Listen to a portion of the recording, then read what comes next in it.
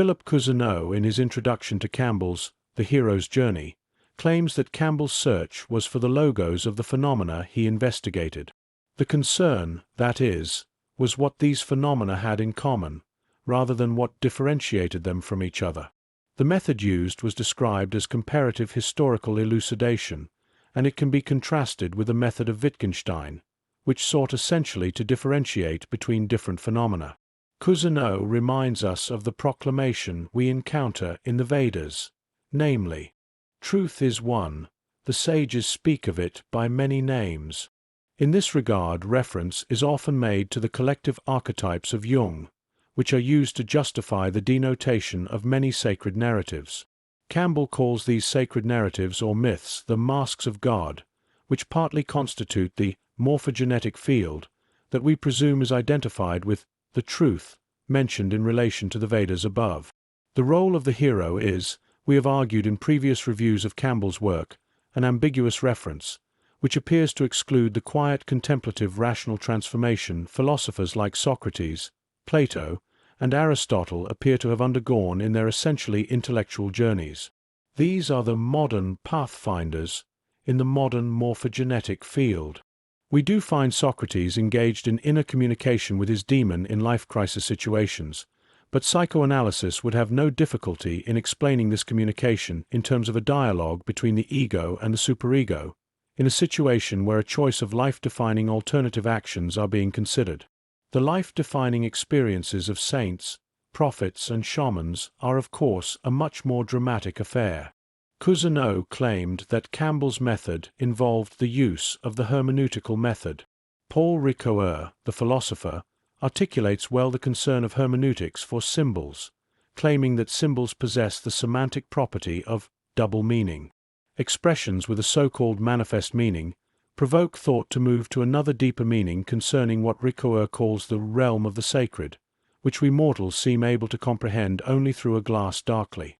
Kant speaks in his third critique of judgment of a statue of Isis and an inscription that says, "No mortal has ever lifted my veil." Aristotle refers to this realm in terms of the realm of being, and he further claims that being has many meanings. This concerns not merely our relation to God, but also our relation to life, sush, death, and the mysteries of the external world. Campbell uses the word metaphor in its ancient Greek meaning of carrying beyond, a meaning that transcends the more modern interpretation in terms of a shift from one semantic region to another. Reference is also made to the archetypes of the soul in the spirit of aletheia, unconcealment or revelation. We encounter this spirit in the Gnostic Gospel of Thomas, which articulates a framework for the many meanings of being, by claiming that the kingdom of God is both within us and out there in the world, here and now. Eastern religion also articulates this transcendental feature of our experience in terms of "thou art that." Ambiguous references to the archetype of the hero and his journey do not, as we have claimed earlier, acknowledge the possibility that this appears to run contrary to Campbell's stated view that we ought to be wary of unnecessarily universalizing particular perspectival narratives which express local ethnographic concerns. It is true that, prior to the introduction of philosophical reasoning and its categorical concern with being and principles, such as non-contradiction and sufficient reason, the hero's narrative was steered by an imaginative idea of the hero's journey. But even if our physiology has stayed the same for 40,000 years as Campbell claimed, the organization of the brain due to the introduction of writing and reading may well be responsible, as Julian Jaynes suggests, for the kind of self-consciousness that has evolved as a human vicissitude of the instincts. We can see clearly in Plato's writings the change of emphasis from the virtue of courage to the virtue of wisdom, and the increasing importance of various forms of knowledge insofar as leading the good-spirited flourishing life, eudaimonia, was concerned. Achilles excelled in battle, but his courageous life otherwise did not meet Socratic or Aristotelian criteria. It was Socrates and the mythical philosophers, returning to the cave from which they originated, that became the new ideal, representing wisdom. Whether we can regard these figures as heroes is not clear. With the advent of philosophers, there is an important shift from the individual perspective to the perspective of the polis which, for Socrates, was the soul, sush, writ large. Socrates was searching for the definition of justice, but it was Aristotle who presented us with an essence-specifying definition of man, namely, rational animal capable of discourse, which transcended the old ideal of the courageous warrior, and perhaps the so-called archetype of the hero dissipated with Aristotelian rationalism and the telos of the contemplative life. Socrates' life was, however, in the old sense, heroic, because it ended the way it did for the reasons that it did, but it was not the battlefield but rather the agora which was the scene of his activities. Challenging those who thought they knew what they clearly did not, and who were trying to make the worse argument seem the better, of course, took both courage and wisdom. Socrates, like Jesus, knew the risks he was taking in attempting to persuade people to know thyself, and interact more meaningfully with the external world. What happened to Socrates proved that the Athenian system was not quite equipped to handle appeals to the children of the gods, namely, philosophy. Aristotle, too, for similar reasons, became persona non grata and was forced to flee from Athens. There is an argument for the position that the polis as a constitutional entity was not equipped to meet the demands for the new ideals the philosophers were arguing for, namely justice, knowledge, and freedom. An interesting footnote to this discussion is the attempt of Alexander the Great, Aristotle's pupil, to establish a Greek empire, thereby helping to destabilize the existing system of polis/states. In the spirit of the Aristotelian principle of the golden mean, it is worth pointing out that during Kant's time, neither cities nor empires, but nations became the entities with constitutions. Campbell, in the preface to his 1949 edition of The Hero with 1,000 Faces, refers to a Freudian critique of religion and mythology. The truths contained in religious doctrines are, after all, so distorted and systematically disguised that the mass of humanity cannot recognize them as truth. The case is similar to what happens when we tell a child that newborn babies are brought by the stork. Here, too, we are telling the truth in symbolic clothing, for we know what the large bird signifies. But the child does not know it. He hears only the distorted part of what we say, and feels he has been deceived, and we know how often his distrust of the grown-ups and his refractoriness actually take their start from this impression. We have become convinced that it is better to avoid such symbolic disguisings of the truth in what we tell the children, and not to withhold from them a knowledge of the true state of affairs commensurate with their intellectual level. Pages 44 to 45. Freud's point was, according to Campbell, that the ancient muses knew what they were talking about and which metaphors to use to carry their message further. We moderns, however, need to learn again the grammar of the symbols. Campbell adds, as a key to this mystery, I know of no better modern tool than psychoanalysis. The Hero with 1,000 Faces, page 12. Psychoanalysis, however, has a complex history with roots both in Aristotelian hylomorphism and Kantian critical philosophy, but it is perhaps the latter that is especially relevant to this discussion, given the Freudian declaration that he was a Kantian psychologist. Alongside these relevant facts, however, there is also the deliberate Freudian choice of terminology drawn from Platonic philosophy, e.g. eros, thanatos, ananke, and logos, which clearly transcend the technical language Freud uses to characterize the treatment of his patients. The Freudian theory of the psychic apparatus and its possession of psychological powers in relation to the external world also manifests elements of Greek thinking that presuppose the Greek view of sush embedded in a categorical framework of arete, dike, archi, episteme, aletheia, and eudaimonia. In this philosophical/technical framework, there is no clear role for narratives of heroes and their quests. The hero's quest for self-transformation often contains the occurrence of supernatural events in which tremendous forces are overcome by a superhuman will and determination, communicating perhaps the narcissistic message that anything is possible for such men. The Aristotelian process of self-actualization is not embedded in a narrative or a story, but is rather part of a philosophical account of the cultural development of a number of powers of human sush, including the powers of discourse and rationality, which are integrated with a number of other psychological/mental powers or functions that in turn have important relations to the external world. It was Plato that initiated this transition from the form of the narrative to a more enlightened philosophical form of philosophical dialogues, featuring the very real character of Socrates, whose mode of being was one of self-effacement rather than self-proclamation. His power of persuasion was considerable, because it was founded upon arete, archi, episteme, dike, aletheia, logos, and eudaimonia. One can, if one so desires, read the episodes of the dialogues in terms of the adventures of Socrates, but that would be to miss the pedagogical point of the dialogues, which was to herald in the new era of the new ideals of principles and rationality, emphasizing, simultaneously, the rejection of heroes and the rejection of the strategy of making the worse argument seem the better. The heroic narrative is at best an exercise of the imagination and emotion in the name of the good-spirited flourishing life of the individual which, in an aesthetic context, carries the subjective message of exemplary universality and necessity articulated in Kant's third critique. It is true that the trilogy of dialogues, Euthyphro, Apology, and Phaedo, seemingly promote a narrative of the Socratic journey to his final destination in a death cell. The message of these dialogues, however, is more complex. A man who has dedicated his life to justice is convicted for attempting to make citizens aware of the essence of justice.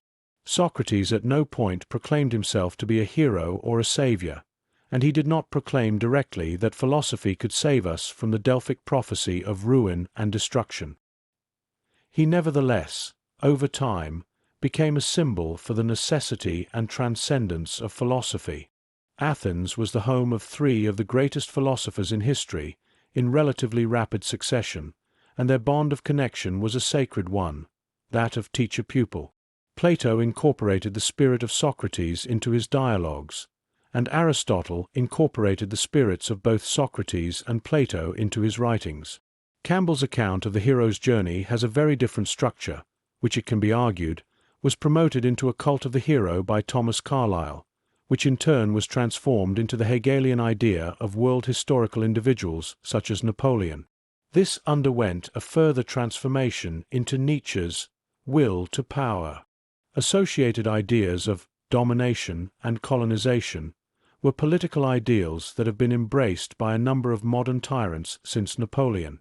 The Greek political heritage, however, probably lies closer to Schopenhauer's will to live and Kant's goodwill. Its epistemological heritage encourages a belief in scientific explanation/justification. Its artistic heritage includes a belief in the importance of art and its associated ideals of the beautiful and sublime. Campbell was undoubtedly a significant explorer of the breadth and depth of Sush via the linking of distant mythologies such as that of the Navajo and Hinduism. His arguments are sometimes hylomorphic and sometimes Kantian, but they lack an important philosophical dimension which we have attempted to articulate. It is true, as Campbell maintains, that man's physiology has not altered for 40,000 years, but man's most important organ is his brain, and the organization of the functions of that organ may have changed during this period. Language, Julian Jaynes has argued, was originally a bilateral function like all the other physiological functions of the brain. The science of physiology teaches us that an organ can lose one function and acquire another. In the case of the origins and history of the function of language, Jaynes has interesting theories to contribute. Language, Jaynes argues, began as an expressive phenomenon partly connected to events of importance in the external world, e.g. hunting and gathering. By a charted series of functions, this developmental sequence eventually reaches the level of representative thought in which we find the names for animals developing into a more complex stage in which names are given to individual people. At this stage, it would be fair to say that we are definitely thinking something. As group life evolved, we then find language evolving into more complex forms via the use of sentences with subject-predicate structures which illustrate the fully mental power of thinking something about something, which Heidegger called the veritative, truth-making, synthesis. This, however, is not the final level of the mental, which is achieved only when the principles of logic and truth tables begin to constitute and regulate the field of sound argumentation, the field of rationality. These higher mental operations are undoubtedly inhabitants of the realm of the mental, being essentially connected to the telos of self-conscious thought. James M. D. The World Explored, The World Suffered, A Philosophical History of Psychology, Cognition, Emotion, Consciousness and Action, Volume 4, page 194.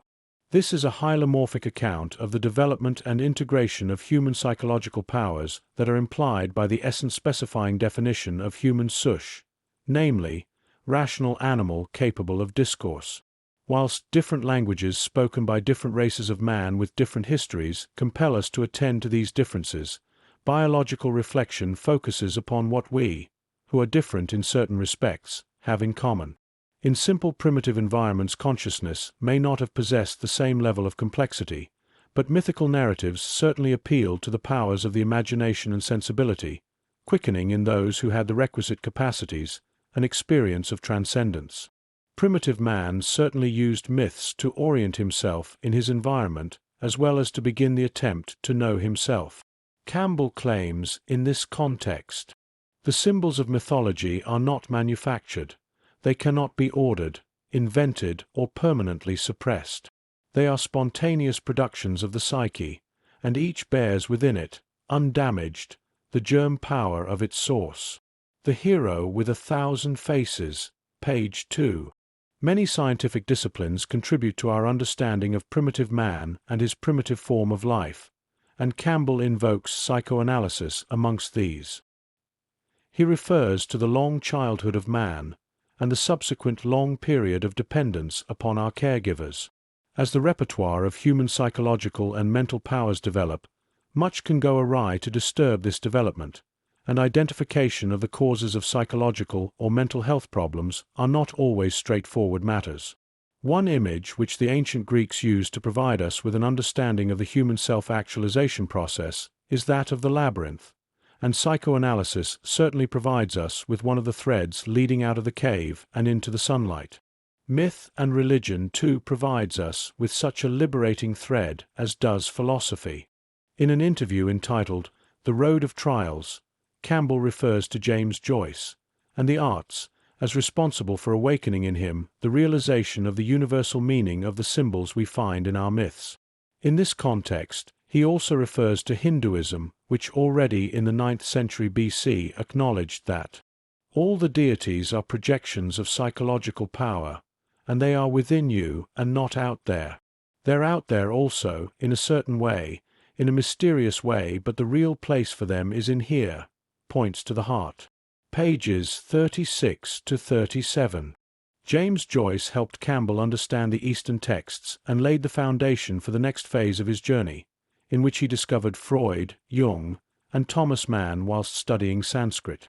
Yet it was another German psychologist whom he met in 1981 who would play a large part in helping him to synthesize ideas from myth, art, psychology, and literature, and relate these ideas to the fundamental problem of life, which is to become transparent to transcendence, so that you realize that you are yourself a manifestation of this. Campbell's The Hero's Journey, page 51. Campbell spent 1 hour with Carl Fried Graf Durkheim from Freiburg and emerged from this meeting with a definition of myth as a metaphor transparent to transcendence, page 51. The ancient Greek spirit of Aletheia hovers over all these reflections because it is clear that we are in a world of symbolic language which carries us beyond the normal concerns of speech into the realm of the sacred, which is the realm of sush, life, in which we feel at one with the universe and especially with all forms of life. Schopenhauer, following Kant, highlighted this aspect of metaphysics when he pointed to the phenomenon of humans sacrificing their lives to save the lives of others, thereby transcending Spinoza's principle of self-preservation, in which it is claimed all things strive to preserve themselves in existence.